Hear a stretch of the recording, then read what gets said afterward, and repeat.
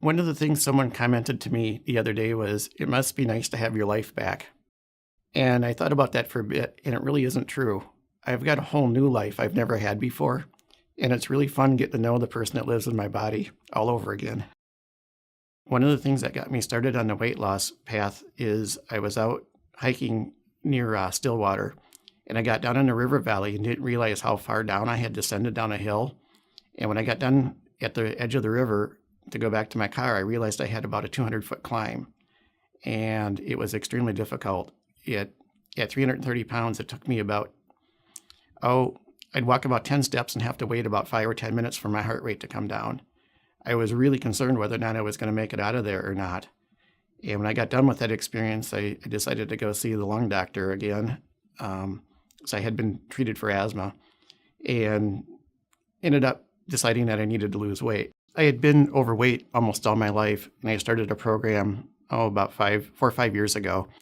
And I had gotten down most of the weight that I wanted to, but I ended up with 2 issues. I was plateaued at a place I couldn't get through at 185 pounds. And also the diet I was on was pretty restrictive, and I got into a pretty narrow group of foods. So I needed to expand what I was doing both for diet and exercise. I worked with Courtney Sanders, who is a coach at the Fairview Can Do Healthy Lifestyle Program. I filled Courtney in on what I was doing and kind of things I was interested in and what some of my goals were. And she came back with a lot of different ideas. And then we sat down for the one-on-one sessions, one that focused on activity and the other one that focused on the foods.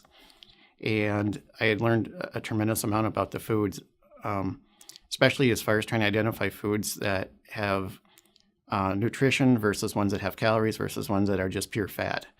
And by focusing in on making choices, if there were 2 different foods I liked, one of them was better, I knew to make the choice. Well, I like desserts and salads equally well, but a salad meets my goals. Dessert doesn't. I have a really busy lifestyle, so I used to kind of hold off for a big meal at the end of the day. And it turned out that was sabotaging me in the long run. By biasing my food toward the beginning of the day, having a good breakfast and then a snack around 9 a.m., and then have most of my eating done by about 3 in the afternoon, really met my goals as far as keeping my metabolism going and being able to utilize the food rather than having it stored in my body.